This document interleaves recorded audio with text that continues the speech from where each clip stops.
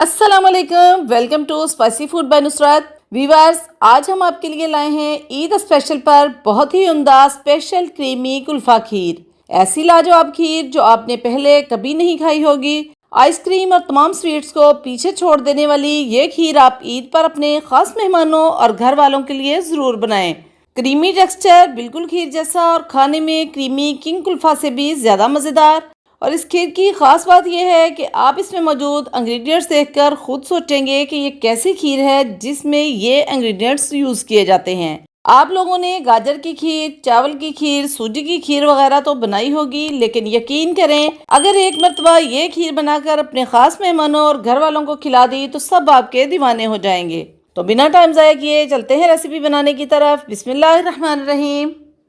ये हमने लिया है 2 लीटर दूध। दूध अगर खालिश होगा तो कुल्फ़ा खीर बहुत ही आला तैयार होगी। दूध को बॉईल देने के लिए फ्लेम ऑन करेंगे और 5 से 6 छोटी इलायची कूट कर छिलके निकाल कर दूध में शामिल कर देंगे और चम्मच चलाते हुए दूध को बॉईल देंगे ताकि ऊपर बालाई की तह ना बने। और दूसरी तरफ एक पैन लेंगे और इसमें एक बड़ी प्याली तकरीबन 1.5 पाव के करीब चीनी डालेंगे और स्लो फ्लेम पर चीनी को कैरामलाइज करेंगे। फ्लेम बिल्कुल स्लो रखेंगे ताकि चीनी जलकर टेस्ट ख़राब ना हो। पहले चीनी इस तरह जुड़ना शुरू हो जाएगी। सारी चीनी जुड़ने के बाद इस कलर में आ जाएगी और फिर आहिस्ता आहिस्ता मेल्ट होना भी शुरू हो जाएगी। चम्मच मुसलसल चलाते रहना है। अगर हम कुछ सेकंड के लिए भी चम्मच चलाना छोड़ देंगे तो चीनी जल जाएगी।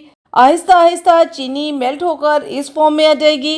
जब चीनी मुकम्मल तौर पर मेल्ट होकर इस फॉर्म में आ जाए तो दूसरी तरफ उबलते हुए दूध में आहिस्ता आहिस्ता शामिल करते जाएंगे। दूध की फ्लेम बिल्कुल स्लो रखेंगे और आहिस्ता आहिस्ता कैरामलाइज चीनी शामिल करेंगे ताकि दूध उबलकर बाहर ना गिरे। सारी कैरामलाइज की हुई चीनी को अच्छे तरीके से साफ करके दूध में इस तरह शामिल कर देंगे ताकि कोई भी चीज़ ज़ाया ना हो। दूध में डालने के बाद कैरामलाइज की हुई चीनी इस तरह जुड़ जाएगी। आपने मुसलसल चम्मच चलाते रहना है। आहिस्ता आहिस्ता कैरामलाइज की हुई सारी चीनी दूध में हल हो जाएगी और देखें माशाल्लाह किस कदर खूबसूरत कलर आया है। अब दूध को स्लो फ्लेम पर पकते रहने देंगे और एक ब्लेंडर जग लेकर इसमें डालेंगे 2 अदद अंडे। अंडा एक एक करके तोड़कर डालेंगे क्योंकि गर्मी का मौसम है और अंडे अक्सर ख़राब निकल आते हैं। इसके बाद डालेंगे 2 गिलास पानी।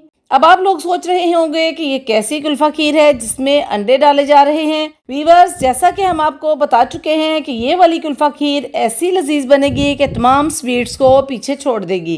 पानी के बाद इसमें डालेंगे 1 cup Nido milk powder. Milk powder डालने से खीर क्रीमी बनेगी।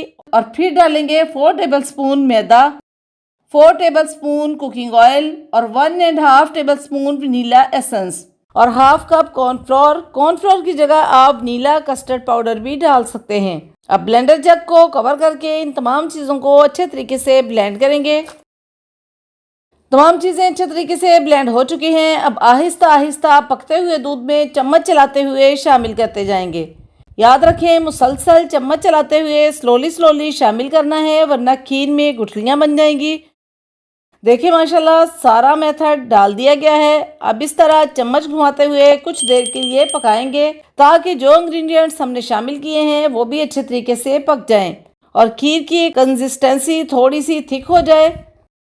माशाल्लाह खीर बहुत ही अच्छे तरीके से पक चुकी है और इसकी कंसिस्टेंसी आप देख सकते हैं। इससे ज़्यादा थिक नहीं करेंगे क्योंकि ये खीर ठंडा होने के बाद थोड़ी सी और थिक हो जाएगी। अब इसे ठंडा होने के लिए छोड़ दें या फिर फैन ऑन करके किसी खुले बर्तन में डालकर ठंडा कर लें और फिर हम इसे ट्रेडिशनल तरीके से इस तरह के बर्तन में सर्व करेंगे। देखें माशाल्लाह बहुत सारी क्रीमी क्रीमी लजीज कुल्फ़ा खीर तैयार है। अब इसे हस्बे ज़रूरत बादाम, पिस्ता और दूसरे ड्राई फ्रूट से गार्निश कर लें। आपके पास जो भी ड्राई फ्रूट्स अवेलेबल हों आप वही यूज़ कर सकते हैं। खीर की गार्निश करने के बाद प्लास्टिक कोटिंग करके फ्रीज़र में रख दें और बिल्कुल चिल करके सर्व करें। प्लास्टिक कोटिंग करके इसे आप 2 दिन तक भी फ्रिज में रख सकते हैं। ना तो ये खीर पानी छोड़ेगी और ना ही इसके टेस्ट में कोई फ़र्क आएगा।